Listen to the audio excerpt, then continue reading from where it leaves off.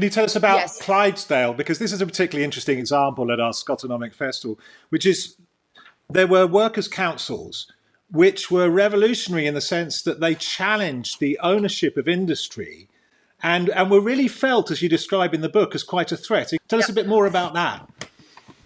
Yes, exactly. So what is interesting is that the war was kind of the context in which these assemblies and self-governance that stemmed from the fact that a lot of workers saw, the rank and file saw that the unions were allying with the state that was repressing the workers in order to increase the rate of exploitation to achieve greater production for the war. So that this idea that unions were not enough.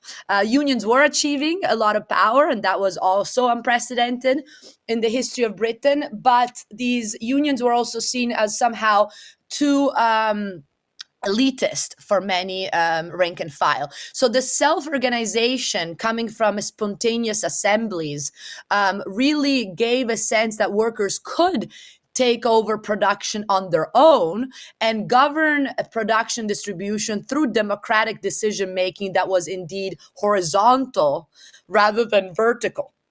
And this is something that, Antonio Gramsci in l'Ordine Nuovo movement in Italy took a lot of inspiration from the shop steward movement in Britain.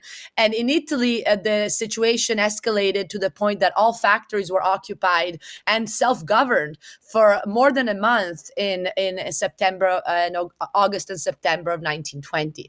So really a moment in which the fact that capitalism was going to survive was not at all obvious. And this is something that was not just being said by, the radical workers. It was being said by the Times, the London Times, or all the bourgeois newspapers were kind of admitting that the system until then had proven to be anachronistic, incapable of dealing with people's social issues, and that ultimately forms of welfare state were pushing to really challenge the priority of private profit making with respect to priorities that were much more social and ingrained in people's requests for a different society after the sacrifice of the war.